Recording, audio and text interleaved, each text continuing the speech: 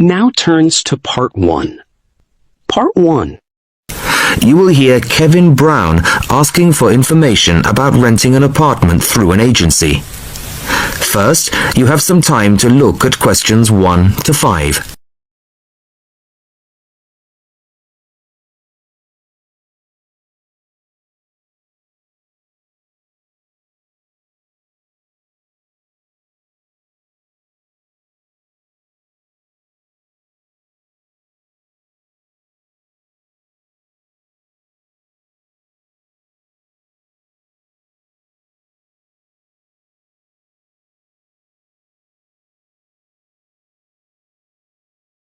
Now the test will begin.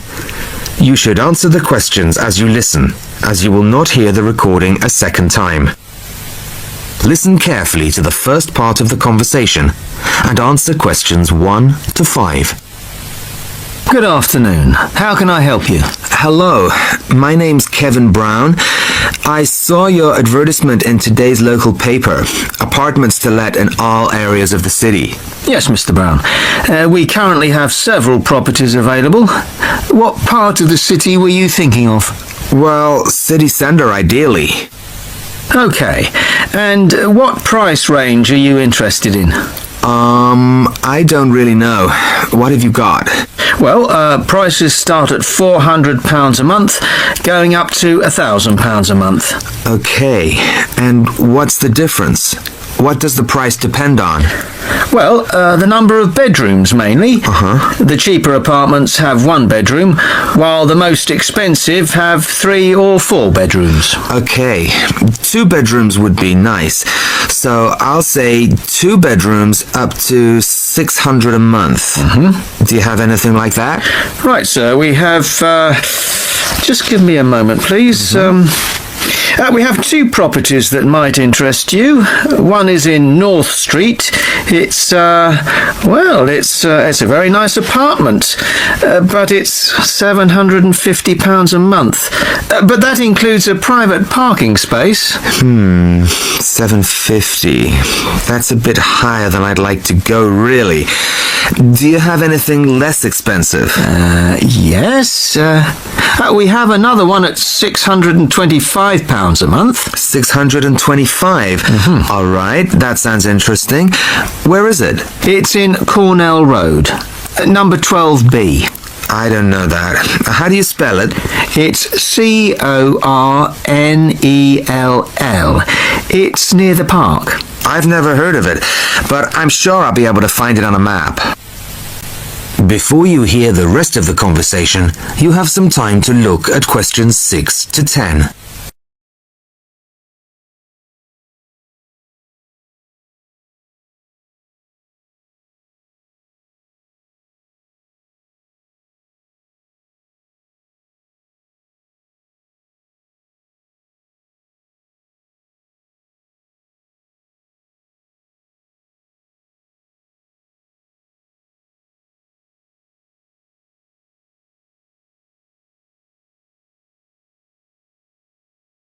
Now listen and answer questions 6 to 10.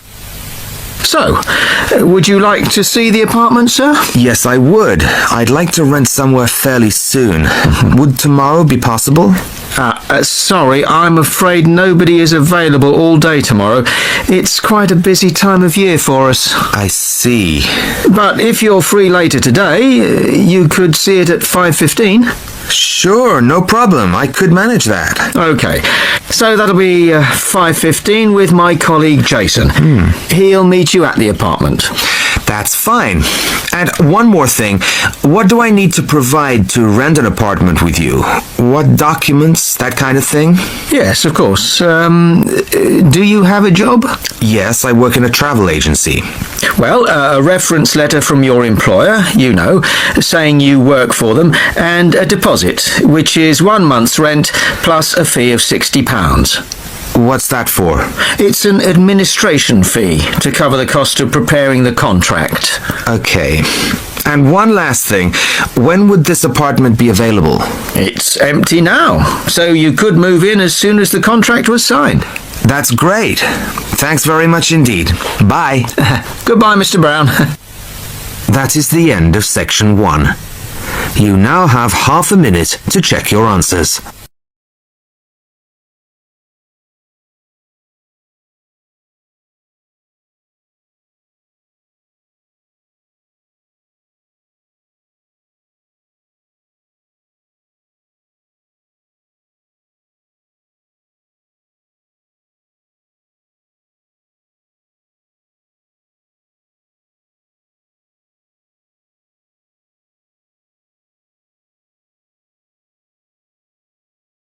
Now turns to Part 2.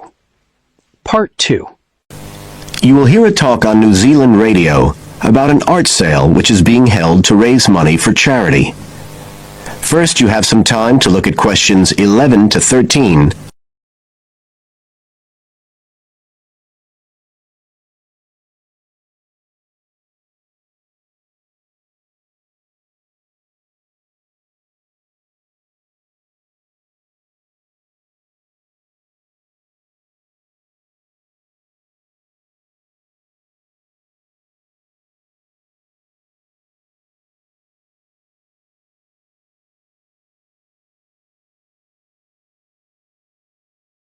Now listen carefully and answer questions 11 to 13.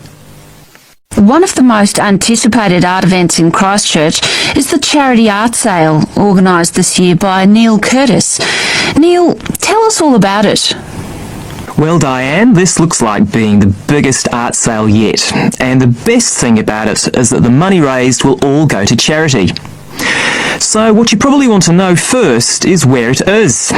Well, the pictures will be on view all this week, most of them at the Star Gallery in the shopping mall.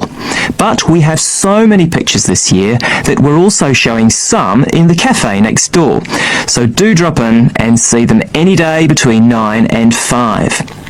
Now, if you're interested in buying rather than just looking, and we hope a lot of you will be, the actual sale will take place on Thursday evening, with sales starting at 7:30. Refreshments will be available before the sale, starting at 6:30.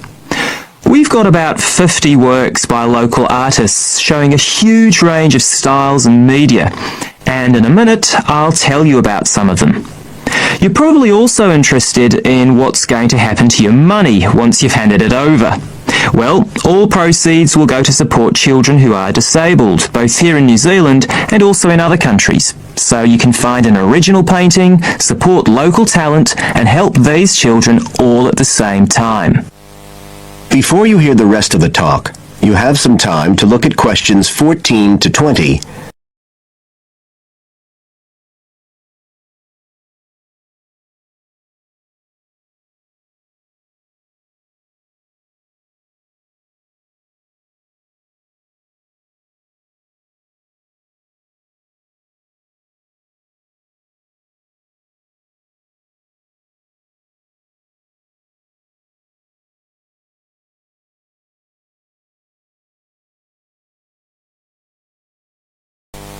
Now listen and answer questions 14 to 20.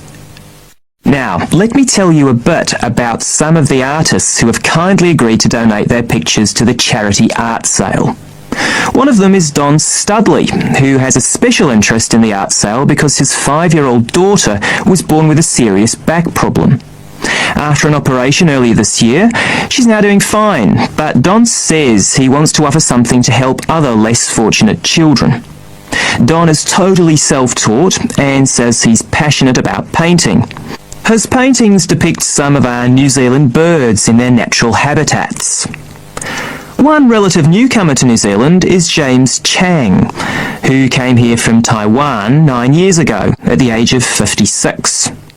Mr. Chang had 13 exhibitions in Taiwan before he came to live here in Christchurch, so he's a well-established artist, and art has been a lifelong passion for him. His paintings are certainly worth looking at. If you like abstract pictures with strong colour schemes, you'll love them. Natalie Stevens was born in New Zealand, but has exhibited in China, Australia and Spain. As well as being an artist, she's a website designer. She believes art should be universal, and her paintings use soft colours and a mixture of media. Most of her pictures are portraits, so watch out. Some of them may even be friends of yours. And then we have Christine Shin from Korea. Christine only started to learn English 2 years ago when she arrived in New Zealand, but she's been painting professionally for over 10 years, and she sure knows how to communicate strong messages through the universal language of art. She usually works from photographs and paints delicate watercolours, which combine traditional Asian influences with New Zealand landscapes, giving a very special view of our local scenery. Well, that's all I have time to tell you now, but as well as these 4, there are many other artists whose work will be on sale, so do come along on Thursday. We accept cheques, credit cards or cash. And remember, even if you don't buy a picture, you can always make a donation. That is the end of Section 2. You now have half a minute to check your answers.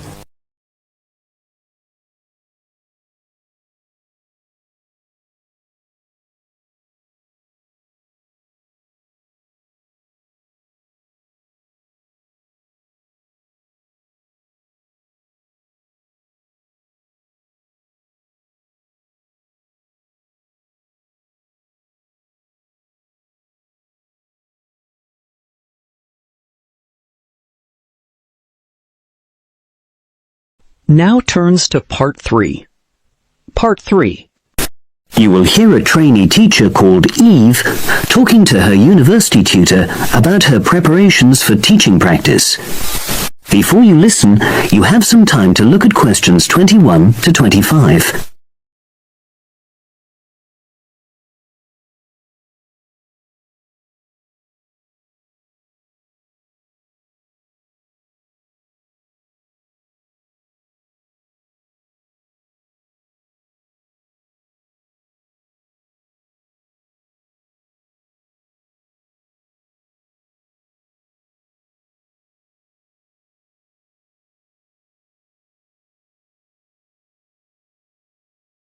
Now listen and answer questions 21 to 25. Hello, Eve. Come in and sit down. How's it going? Fine, thanks. I'm looking forward to my teaching practice next week. Good. Now, you've got 2 classes, haven't you? Year 3 and Year 6. Have you done your lesson plans? Well, I've decided to take the topic of renewable energy. I haven't done a lesson plan for Year 6 yet, but I thought I'd base their lesson on an example of very simple technology. So, I've brought this diagram to show you. I got it from the internet. Let's see. A biogas plant. So this is equipment for producing fuel from organic waste. Yes. The smaller container on the left is where you put the waste you've collected. Right, and from there it's piped into the larger tank. That's right. And that's slurry on the base of the larger tank. Right. And what exactly is slurry? It's a mixture of organic waste and water. So is that pipe at the bottom where the water comes in? Yes, it is. As the slurry mixture digests, it produces gas, and that rises to the top of the dome. Then, when it's needed, it can be piped off for use as fuel in homes or factories. It's very simple. I suppose there's some kind of safety valve to prevent pressure build-up? That's the overflow tank. That container on the right. As the slurry expands, some of it flows into that, and then once some of the gas has been piped off, the slurry level goes down again, and the overflow tank empties again. I see. Well, I think that's suitably simple for the age level it's for. I look forward to seeing the whole lesson plan. Thanks. And can I show you my ideas for the Year 3 lesson? Of course. Let's look. Before you listen to the rest of the conversation, you have some time to look at questions 26 to 30.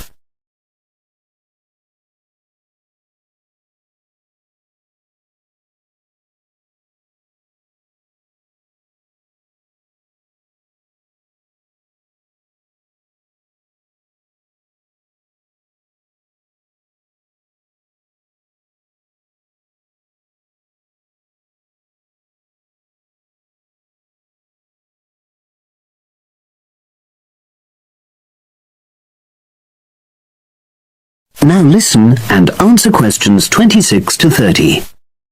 I thought I'd introduce the topic by writing the word energy on the board and reinforcing the spelling and the pronunciation. Then I'll do a little mime, run on the spot or something, to convey the sense. I'd keep it brief at this stage. Yes, I will. Then I'll wipe the word off and write the question, where does energy come from? And see what the pupils come up with. Fine. I'd suggest that you just brainstorm at this stage and don't reject any of their suggestions. Yes, that's what I was going to do. Then I've produced a set of simple statements like energy makes cars move along the road and energy makes our bodies grow. There are 8 altogether. Are you going to give them out as a handout or write them up on the board? First, them up on the board and then I'll read them out loud. And I'll get the pupils to copy them out in their notebooks. I'll also ask them to think up one more similar statement by themselves and add it to the list. Good idea. After that, I thought I'd vary things a bit by sticking some pictures up of things like the sun and plants and food and petrol and a running child. And I'll get the pupils to work out what order the pictures should come in terms of the energy chain. I think that's a very good idea.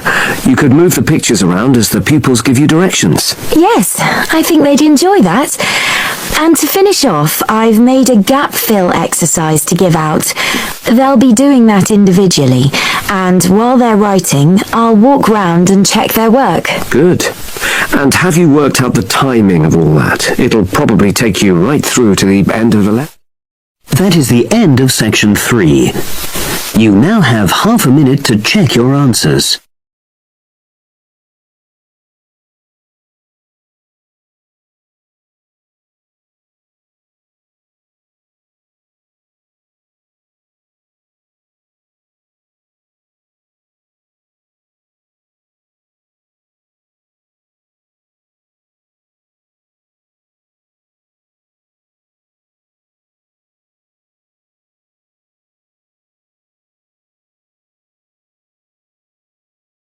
Now turns to Part 4. Part 4. You will hear a talk given by Dr. Miranda James. First, you have some time to look at questions 31 to 35.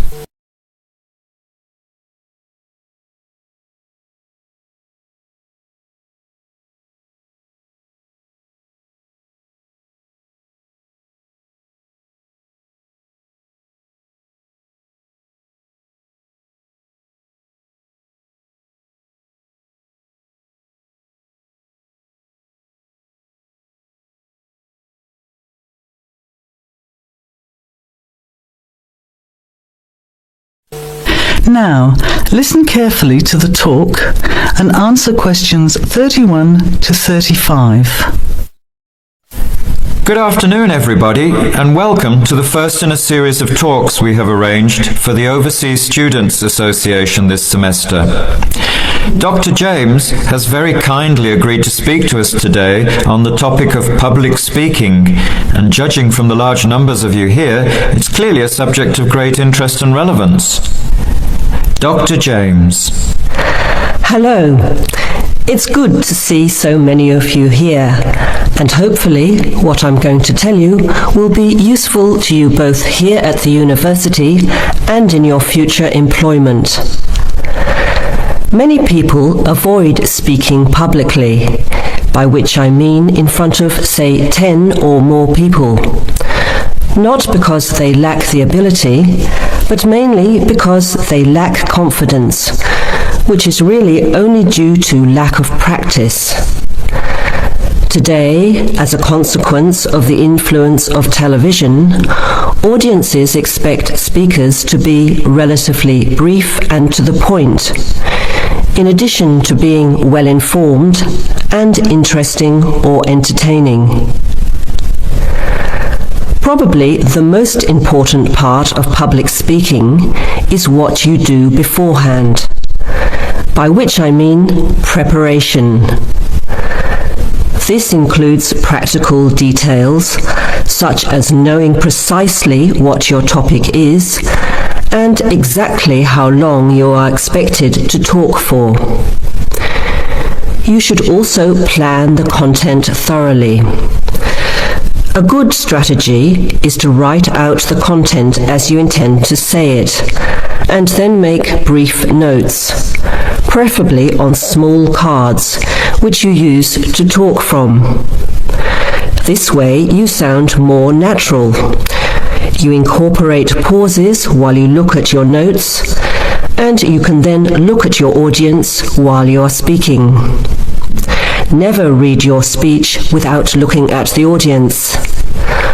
Eye contact is a very important part of communicating with an audience. So deliberately move your head and look around at your audience. Pauses are important, as most people, when they are nervous, tend to rush through their speech. Now you have some time to look at questions 36 to 40.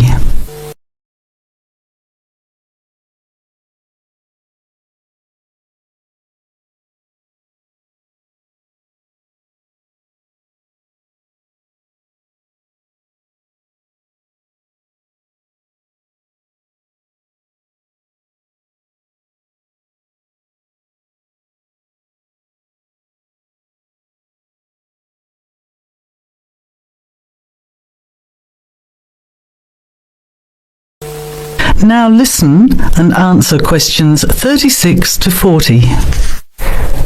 Practice speaking slowly. This gives you more time to pronounce your words correctly.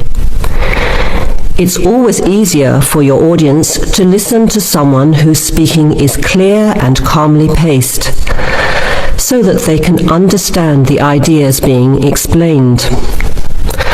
And the bigger the group, the more slowly you should speak. Remember to project your voice, speaking clearly to the person furthest away from you. It's a good idea to rehearse and record yourself. Pay attention to your intonation when you listen to yourself. It's even harder if you're speaking in a second language, I would imagine. But there's nothing worse than listening to a flat, monotonous voice. So try to vary your tone and rhythm. This will add meaning to your words. Lastly, pay attention to both your posture and your gestures. A confident person stands or sits in a small group with their head up, chin out, and shoulders back. Try to avoid scratching or fiddling with your hair or beard, or pens, jewellery, and so on.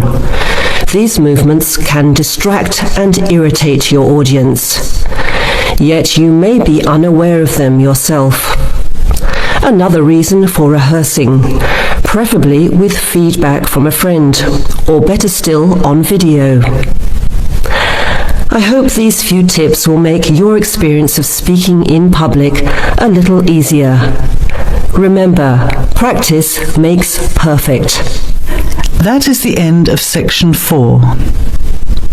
You now have half a minute to check your answers.